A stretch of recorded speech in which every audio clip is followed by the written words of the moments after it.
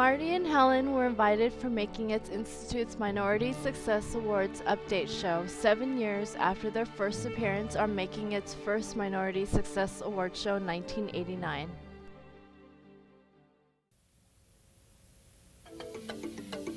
I tell myself, Marty, this is an opportunity. One day, I will be the McDonald's in flower industry.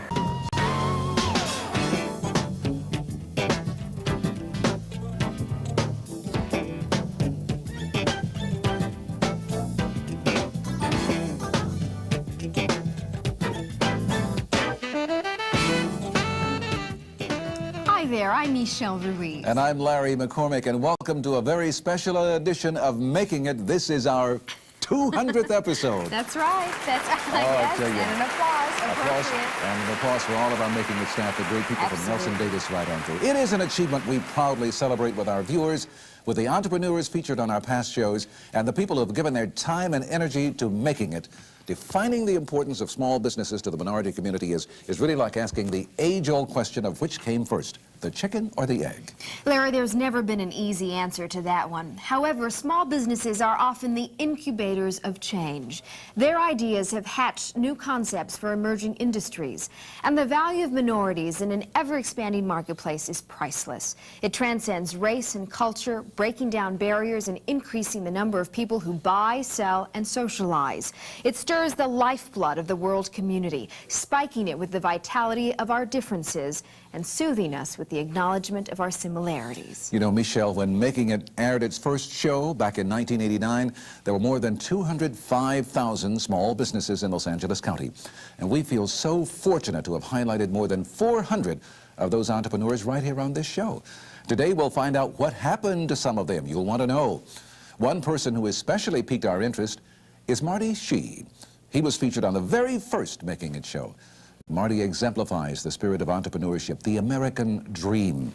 He and his sister Helen started out by selling flowers on the street. Well, today Marty operates a telemarketing company for Asian consumers, a business that literally did not exist when we first met him 6 years ago.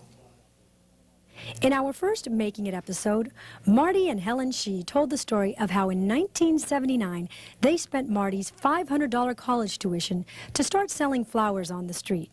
15 years ago, I came to this land opportunity, and then which American, and I love it so much.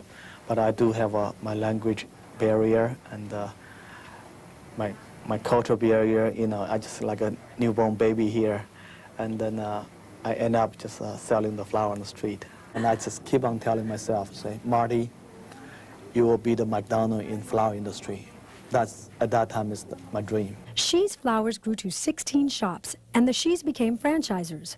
Having sold flowers at a telemarketing center, Marty came up with a new idea for a business. He said, Helen, I think Asian market is a very huge market. Okay, I like to use telemarketing, telecommunication, start with to targeting Asian market.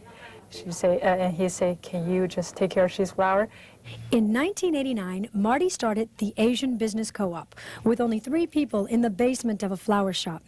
He felt that Asian immigrants would join a club to buy products and services, as long as telemarketers could bridge the language and culture gaps. Our company is growing about 300% a year, and this year we're expecting our gross revenue about 100 million. And then we have a total, we have about we have more than 400 staffs. What do you think it takes to be a successful entrepreneur? I came to United States, have a lot of barrier, the culture, the language, the habits. And I'm a low educated person, and then I really know that I'm not a very talented person. So I think the key, you want to be a successful entrepreneur, you need to have a dream, and you need to have guts to take a chance. As I understand it, mistakes were very important steps to your success. Tell me about that.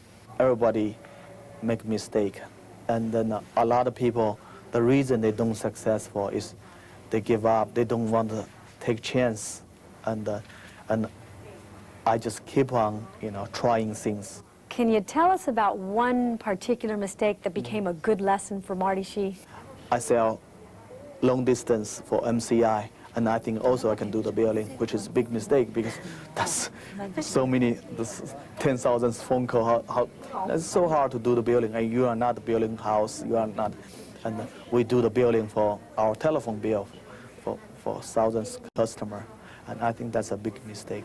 4 months, I didn't come out the bill, and we lose $500,000. That's at the beginning stage. That's a huge mistake.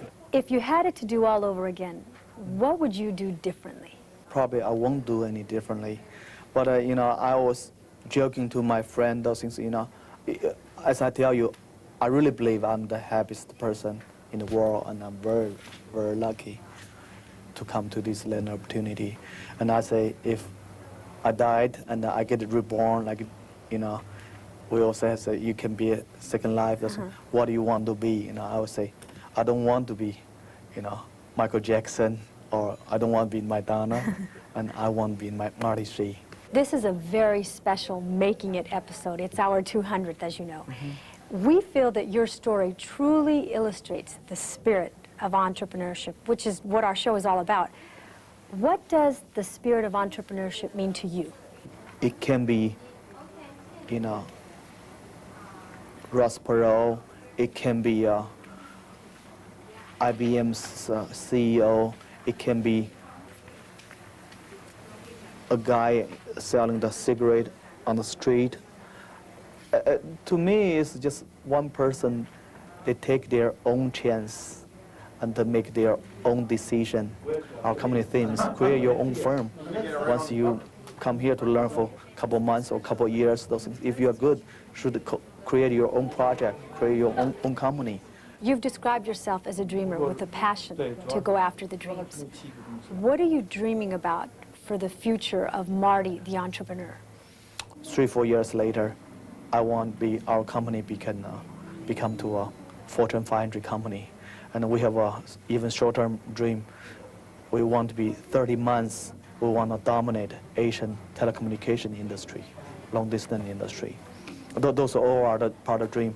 But myself, the dream is I want to be an Asian Ross Perot.